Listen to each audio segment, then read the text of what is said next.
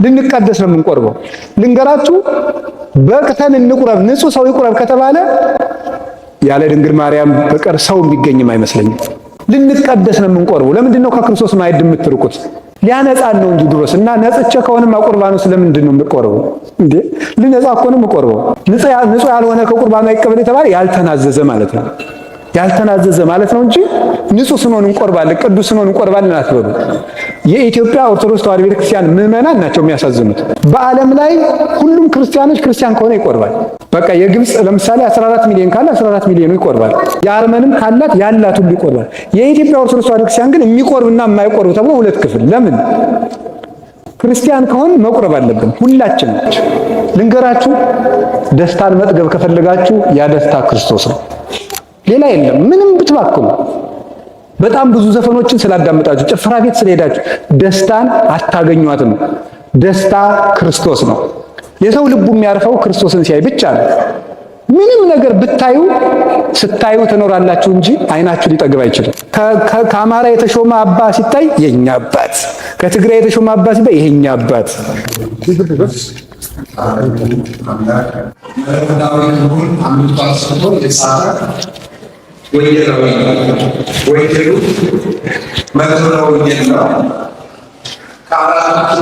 በንስር የሚመሰልበት ምክንያት ንስር ከፍ ብሎ እንደሚበረው ሁሉ ዮሐንስ ወንጌላዊም የጌታችን መድኃኒታችን ኢየሱስ ክርስቶስ ቀዳማዊ ባህሪውንና አኗኗሩን በመጽሐፉ ከአራቱ ኪሩቤል በንስር የሚመሰል ነው። ይህንን ምስጢርም ያገኝበትን ምክንያት ሊቃውንት ሲያስረዱ ከጌታችን ከመድኃኒታችን ከኢየሱስ ክርስቶስ ተኛ ደግሞ እመቤታችንን ከመስቀሉ ስር የተቀበለ ሰው ነበረ። በእነዚህ በሶስቱ ምክንያት እግዚአብሔር ሰፊ ምስጢር እንዲጽፍ ፈቅዶለታል ይባላል። ከደረቱ ተጠግቶ ይቀመጥ ነበር የሚለውን ሊቃውንቱ ሲተረጉሙ ልብ እንግዲህ ያለችው ከደረት ስር ነው። በባዮሎጂም የታወቀ ነው። ከግራ ደረታችን ዝቅ ብላ ነው ልብ የምትገኘው። ስለዚህ ከደረቱ ተጠግቶ ይቀመጣል ማለት የክርስቶስ የልብ ወዳጁ ነው ማለት ነው።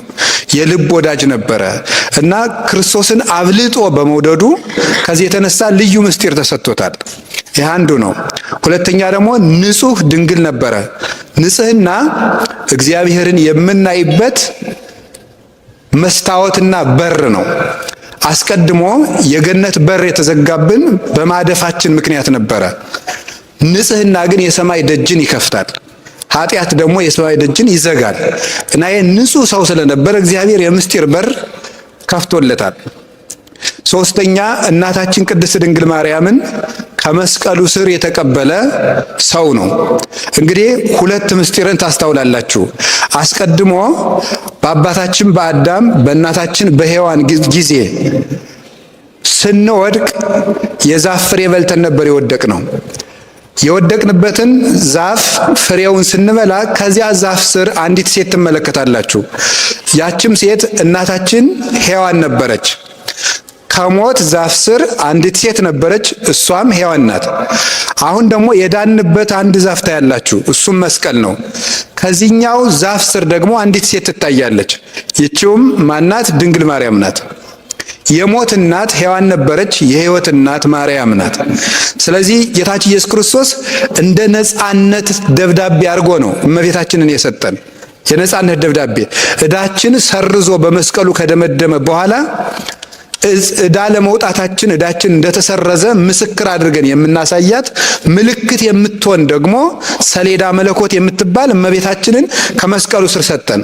ኦ ሰሌዳ መለኮት እንተ ብኪ ተጽፈ ግዛነ ኩሉ ዓለም የሚላት ሊቁ ስለዚህ ነው። የዓለሙ ሁሉ ነጻነት የተቀረጸብሽ የመለኮት ሰሌዳ፣ የአካላዊ ቃል የተቀረጸብሽ እውነተኛይቱ ታቦት ብለን የምናመሰግናት ከዚህ የተነሳ ነው እና ብቻውን ልዩ ጸጋ የሰጠው ዮሐንስ ወንጌላዊ ነበረ። ሊቃውንቱ ደግሞ ምን ላይ ይናገራሉ? ጌታ ለጴጥሮስ የመንግስተ ሰማያት መክፈቻ ቁልፍ እሰጥሃለሁ ብሎት ነበረ። ያ የመንግስተ ሰማያት መክፈቻ ቁልፍ ክህነት ነው። እመቤታችንን ደግሞ ለዮሐንስ ሰጥቶታል። ይሄን ምን ብለው ይተረጉሙታል? ቤተ ክርስቲያንን ይላሉ። ቤተ ክርስቲያንን ዮሐንስ ወንጌላዊ በድንግል ማርያም በኩል ሲቀበላት ጴጥሮስ ደግሞ በቁልፉ በኩል ድንግል ማርያምን ተቀብሏታል ይላሉ። ስለዚህ መራውቱ ለአቡነ ጴጥሮስ ትባላለች እመቤታችን። የቅዱስ ጴጥሮስ የመንግስተ ሰማያት መክፈቻ ቁልፉ ማርያም ናት። ስለዚህ ክህነትን በጴጥሮስ በኩል ሲሰጥ ድንግል ማርያምን ደግሞ ለቤተ ክርስቲያን በዮሐንስ በኩል ሰጥቶናል እና እመቤታችን መንግስተ ሰማያት የሚከፈትባት ቁልፍ ምዕራገ ጸሎት ነበረች እና ዮሐንስ የእመቤታችን ፍቅር የጸናለት ስለነበረ ልዩ ምስጢር ተሰጥቶታል። የቅዱስ ዮሐንስ ወንጌላዊ ረድኤትና በረከቱ ከሁላችን ጋር ይሁን። ይህንን ወንጌል ጽፎልናል። ከዚህ ወንጌል ምዕራፍ 4 መጽሐፍ ቅዱስ ሁሉም ድንቅና የሚወደድ ነው። እኔ ሁልጊዜ ግን ነፍሴን የምትሳብባት ምዕራፍ ነው ምዕራፍ 4። ይህንን ምዕራፍ ኢየሩሳሌም ተገኝቼ በማስተማሬ ክርስቶስን አመሰግነዋለሁ። በጣም የምወደው ምዕራፍ ነው። ምዕራፍ 4 ዮሐንስ ወንጌል ምዕራፍ 4 ክርስቶስ ለቤተ ክርስቲያን ያለውን ፍቅር የገለጠበት ነው። ይሁዳ ወምዝ ሀደጋ ለምድረ ይሁዳ ወሐለፈንተ ሰማርያ ይላል። ከዚህ በኋላ ወፈቀደ ይሁር ገሊላ የይሁዳን ምድር ትቶ ወደ የት ሄደ? ወደ ገሊላ ተመለሰ ይላል። ቤተልሔምን ይዞ ይሄ የይሁዳ ምድር ነው የሚባለው። ከ12ቱ ነገደ እስራኤል ለይሁዳ የደረሰው ቤተልሔም ነበረ። ያኛው ወደ ገሊላ ሄደ፣ የሚሰማው ስላጣ ነው። ወደ ገሊላ ሲሄድ በየት በኩል ነው ሄደው? በሰማርያ ነው ሄደው። ሰማርያ ከኢየሩሳሌም 30 ማይል ያህል ትርቃለች። በጣም ሩቅ ነው። ሰሜን እስራኤል ነው የምትገኘው። 30 ማይል ሩቅ ነው በጣም። እሱን ለመሄድ የሚቀርበው በዚያ በኩል ቢሄድ አልነበረም። መንገድ ሰብሮ ነው ሄደው። ያ መንገድ በጣም አድካሚ ነው። ወይም ደግሞ ከዚህ ሴኬም ከምትባለው ያዕቆብ አባታችን ከልጆቹ ጋር ከነበረባት ከሴኬም ሰሜን ምዕራብ 9 ማይል ያህል የምትርቅ ቦታ ናት እቺ ሰማርያ የምትባለው። ሰማርያ የሚባለውም ትርጉሙ የሰዓት ማማ፣ የሰዓት ተራራ ማለት ነው ፍቹ ሲፈታ። እቺ ሰማርያ የምትባለው ከተማ በብሉይ ኪዳን ጊዜ ጌታችን ኢየሱስ ክርስቶስ ከመወለዱ አስቀድሞ ዘንበሪ የሚባለው የአይሁድ ንጉስ ወይም የእስራኤል ንጉስ፣ የሰሜን እስራኤል ንጉስ ማለት ነው። አንደኛ ነገሥት ምዕራፍ 16 ቁጥር 24 እንደምንመለከተው ሰምሪን ከሚባል ሰው በ2 መክሊት የገዛት ከተማ ነበረች። በሱ ስም ሰማርያ ተብላለች። በኋላ ስልምናሶር መጥቶ 10ሩን ነገደ እስራኤል፣ ይሄ ኢየሩሳሌም የሁለቱ ነገድ ርስት ነበረ፣ የነገደ ብንያምና የነገደ ይሁዳ ማለት ነው። 10ሩ ነገድ በኢዮርብዓም ዘመን ተከፍሎ ሰሜን እስራኤል ነው የሄደው። ከዚያ በኋላ ከሰሎሞን ልጅ ከሮብዓም ጊዜ በኋላ ምንድነው የሚሆነው? እስራኤል ብለን ስንጠራ እስከሚጠት ድረስ ከባቢሎን እስከተመለሱበት ጊዜ ድረስ እስራኤል ብለን የምንጠራው ሰሜን እስራኤልን ነው። ይሄኛው ምን እየተባለ ነው የሚጠራ? ይሁዳ እየተባለ ነበር የሚጠራ። ከተመለሱ በኋላ ደግሞ አንድ ላይ እስራኤል የሚል ስምን አግኝተዋል ማለት ነው። ታውቃላችሁ እስራኤል ማለት የእግዚአብሔር ሕዝብ ማለት ነውና ሲለያዩ እስራኤል የሚለውን ስም ያጡታል፣ አንድ ሲሆኑ ደግሞ ያገኙታል። የእግዚአብሔር ሕዝቦች ምልክታቸው አንድ መሆን ነው። መለያየት ሲኖር የእግዚአብሔር ሕዝብ መባልን እናጣዋለን። ስም ራሱ ነው የምናጣው። እንኳንስ ሽልማቱን እንኳን በረከቱን ስሙንም ይነጥቀናል እግዚአብሔር። ታዲያ በዚያ ይሄ ስልምናሶር ምን አደረገ? እስራኤል ሀገራቸው እንዳይናፍቃቸው ወደ ሀገራቸው የመመለስ ሐሳብ እንኳን እንዳይኖራቸው አምጥቶ የፋርስ ሰዎችን በሰማርያ ያሰፈራቸው። በጣም ያስደንቃል። ሀገር ሲጠፋ እንዴት እንደሚጠፋ ላሳያችሁ። የማታውቁት ነው አይደል? ታውቁታላችሁ። ሀገር የሚጠፋው የሀገራችን የኢትዮጵያም ጥፋት በዚህ መልኩ ነው የሚጠፋው። የምታዩት ነው። እስራኤል ስትጠፋ ናቡከደነጾርና ስልምናሶር ያደረጉት 3 ነገር ነው። አንደኛ የእስራኤል ኃያላንንና አርበኞችን ማጥፋት። ሁለተኛ ምን ማድረግ ነው ደግሞ? ቤተ መቅደሱን ማፍረስ። ሶስተኛ ሕፃናትን ባቢሎን ወስዶ በስርዓተ ትምህርት መበከል። በእነዚህ በሶስቱ ሀገር ይጠፋል። ሕፃናት በተበላሸ ስርዓተ ትምህርት ሲበከሉ፣ ኃያላን ወይም ደግሞ ጎበዛዝቱ ወይም ጉልማሶች በጦርነት ሲያልቁ፣ ሶስተኛ ደግሞ የሚጸልዩ አረጋውያንና ካህናት ደግሞ ከቤተ መቅደስ ሲያልቁ ሀገር ይጠፋል። እንዲህ አድርጎ ሕዝብ ተስፋ እንዲቆርጥ ነው። ቆይ እግዚአብሔር ያወጣናል እንዳንል መቅደሱ ፈርሷል። ሕፃናት አድገው ያወጡናል እንዳንል አይምሯቸው ተበክሏል። ኃያላኑ ተዋግተው ያድኑናል እንዳንል ሙተው አልቀዋል። በምን እንወጣለን ብለው የመመለስ ሐሳብ እንዳይኖራቸው ደግሞ ጭራሽ ሀገራቸው እንደው መቼም ትዝ እንዳይላቸው እነሱን ወደ ባቢሎንና ወደ ፋርስ ከወሰዱ በኋላ ከፋርስ የመጡ ሰዎችን ሰማሪያ አሰፍሯቸው። እነዚያ የሰማሪያ ሰዎች እዚህ መጥተው ሲቀመጡ ሰማሪያ ተብለው ከተቀመጡ በኋላ የእስራኤልን አምላክ ማምለክ ትተው ጣዖት በማምለካቸው እግዚአብሔር ጅብና አንበሳ እያስነሳ ፈጃቸው። እና ምን ብለው ነው የላኩበት? የሀገሪቱን ልማድ አልለመዱምና አውሬ ፈጃቸው የሚል መልእክት ነው የተጻፈላቸው። የሀገሪቱ ልማድ እግዚአብሔር ነው። ሀገር ያልለመደችውን አታኖረውም። ለጥቂት ቀን ሊኖር ይችላል እንጂ እግዚአብሔርን የለመደች አገር ውስጥ ክፋትን ይዞ የሚመጣ የተሾመ ሰው ሊኖር አይችልም። የጊዜ ጉዳይ ነው እንጂ ይጠፋል። የሀገሪቱ ልማድ አይደለም ብለው ጻፉለት። በሉ እንደ ሀገሪቱ ልማድ ኑሩ ሲላቸው በአብርሃም አምላክ፣ በይስሐቅ አምላክ፣ በያዕቆብ አምላክ እናመልካለን እያሉ በስም ወደ እግዚአብሔር ተመለሱ። ስርዓቱን ባያውቁትም ኦሪትን ባይጠብቁም ከሙሴ ሕግ ደግሞ 5ቱን ብቻ መርጠው ተቀበሉ። እነዚህ ናቸው ሳምራውያን፣ ሰማርያውያን የሚባለው። እቺ ሳምራዊት ሴት የምትባለው ከነዚህ ወገን የተወለደች ናት። እና እነዚህ ከዚያ የተቀላቀሉ ናቸው ብለው ስለሚያስቧቸው 5ቱን የሙሴ ሕግ ብቻ ይቀበላሉ ብለው ስለሚያስቧቸው እስራኤል ወይም አይሁድ ጨርሰው ነው የሚጸየፏቸው ከተመለሱ በኋላ።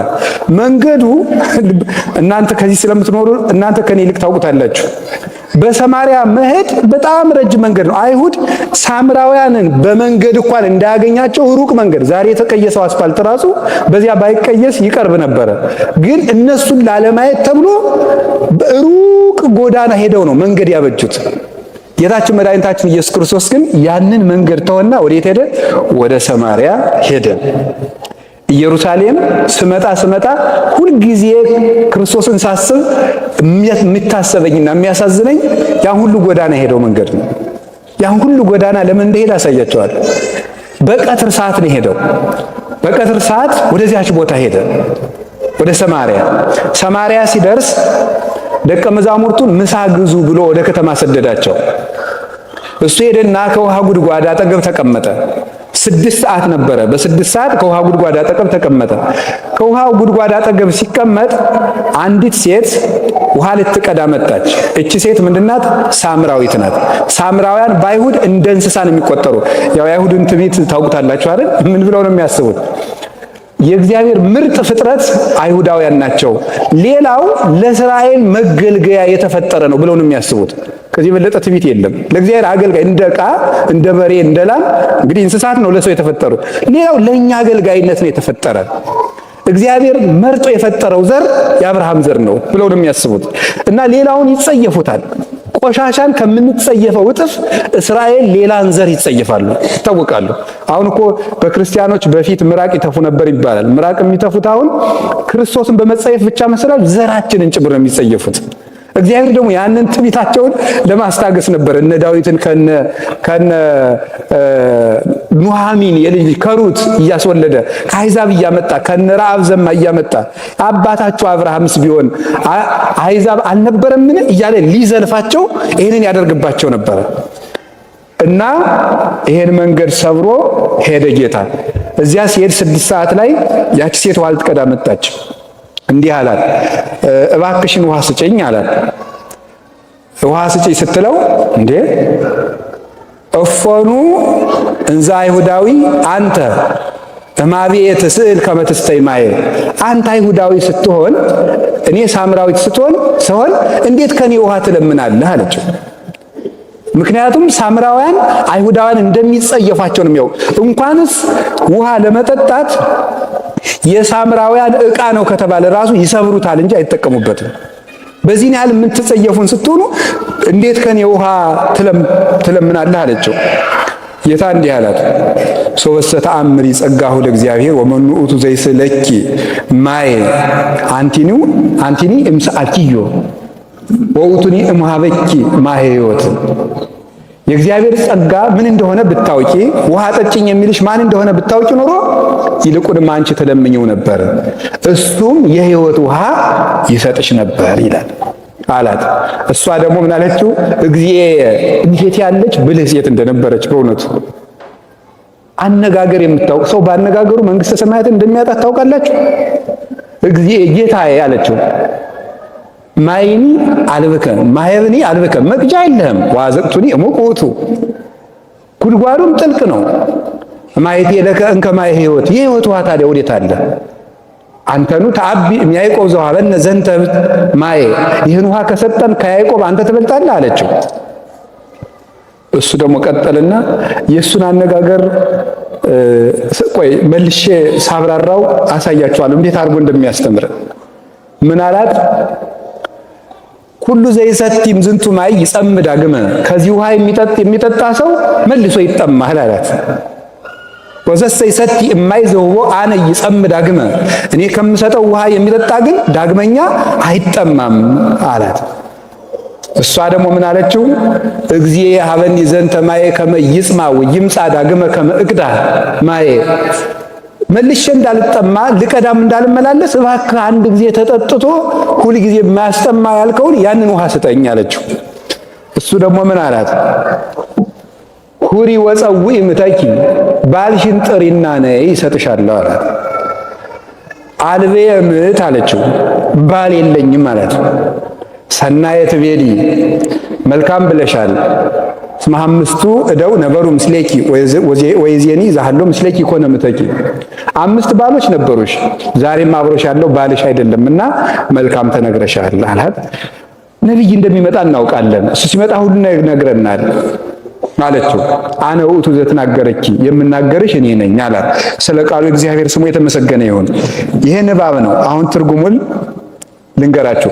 መጽሐፍ ቅዱስ ስታነቡ 3 ደረጃዎች አሉት አይደለም? 3ቱ ደረጃዎች ምንድናቸው? የታሪክ ክፍል ወይም አንዱ የታሪክ ክፍል ነው። ሁለተኛው ደረቅ ትርጉም የሚባል ነው። ሶስተኛው መንፈሳዊ ትርጉም ወይም ሂስቶሪካል ሌቭል፣ ሊትራል ሌቭል እና ስፒሪቹዋል ሌቭልስ ይባላሉ። እነዚህ 3ቱ ደረጃዎች አሉ። ፕሮቴስታንቶች የሚቀሩት ሂስቶሪካል ላይና ሊትራል ላይ ብቻ ነው የሚቀሩት። ደረቁን ብቻና ታሪኩን ብቻ ነው የሚይዙት። መንፈሳዊ ትርጉሙን አያነቡትም። የኢትዮጵያ ኦርቶዶክስ ተዋሕዶ ቤተክርስቲያን ግን ሚስቲካል ነው። አስተረጓጉማ ሁሉ መንፈስ ቅዱስን የተቀበለ የተከተለ ትርጉም ያለው። እንደውም ሊቃውንቱ ምን ይላሉ? አነ ውእቱ አንቀጸ አባግ ዘበአማን እኔ እውነተኛ የበጎች በር ነኝ ይላል። እና እንዲህ የሚል ቃል አለ።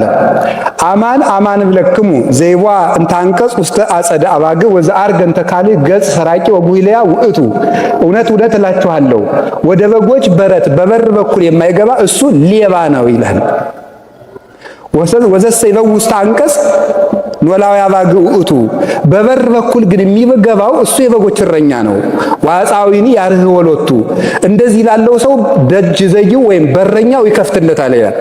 ይሄ ሊቃውንቱ ብሎ ይተረጉሙታል መሰላችሁ። ወደ በጎች በረት በበር የማይገባ የበግ ሌባ ነው የተባለው፣ በመስኮት የሚገባ የተባለው የበጎች በር የተባለ መጽሐፍ ቅዱስ ነው ብሎ ይተረጉማሉ ሊቃውንቱ። ከክርስቶስ በተጨማሪ የበጎች በር በመስኮት የሚገባው ማለት ምግባር አልባ መጽሐፍ ቅዱስን ተረጉማለሁ የሚል ሰው፣ ደረቁን አስተምራለሁ የሚል ሰው ይሄ ሌባ ነው ማለት የጥቅስ ሌባ ነው፣ የኃይለ ቃል ሌባ ነው፣ የምስጢር ሌባ ነው፣ የመጽሐፍ ቅዱስ ሌባ ነው። እንደዚህ ያለውን በጎቹን አያውቁትም፣ መምህር አይሉትም፣ አይከተሉትም። እስመ ያምራ ቃሎ መምህርነቱን አያውቁለትም፣ የእሱን መምህርነት ግን ወዘሰ ይበው ውስተ አንቀጽ በበር የሚገባው ግን እየሰራ የሚያስተምረው ሰው እሱ መምህር ነው። አጻዊኒ ያርህ ወሎቱ የመጽሐፍ ቅዱስ ባለቤት መንፈስ ቅዱስ የመጽሐፍ ቅዱስን በር ይከፍትለታል ይላል። የመጽሐፍ ቅዱስን በር ይከፍትለታል። ያ ሰው ገብቶ ይሄንን ግን በጎቹ እንዳል ዋባግ ይሁኒ ይሰማሁ ቃሎ እሱ ግን በጎቹም የዚህን ሰው ድምጽ ይሰሙታል አለ። መምህር እንደሆነ ያውቁለታል፣ ትምህርቱን ያከብሩለታል። ለምን? ወደ በሩ ገብቶ የሚያስተምር ስለሆነ ይላል። እና መንፈሳዊ ትርጉሙን ልንገራቸው። መጽሐፍ ቅዱስ እንዲሁ ዝም ብሎ መጽሐፍ ቅዱስ በኦሪት ዘሌዋውያን ስታነቡ የብሉይ ኪዳኑን በግ ነው የሚመስለው መጽሐፍ ቅዱስ ይላሉ ሊቃውንት። በጉ አለ አይደለም? አታውቁም? በግ አሁን ለሁላችሁ አንድ በግ ሰጥቼ እንዳታርዱት ብላችሁ ጥቅም አለው? በጉን ሰጠዋችሁ እንዳታርዱት፣ ግን ለፋሲካ ይሆናችሁ ብል ምን ያደርግላችኋል? ምንም አያደርግ ማለት። መጽሐፍ ቅዱስ እንደ በግ ነው። በጉን ስታርደው ነው ስጋ የምታገኘው። መጽሐፍ ቅዱስም ሲተረጎም ነው ለነፍስ ምግብ የሚሆነው። ካልሆነ ግን ዝም ብሎ የሚነዳ በግ ነው። ጥቅሱ ዝም ብሎ የሚነዳ በግ ነው። እንደ ኦሪቱ መስዋዕት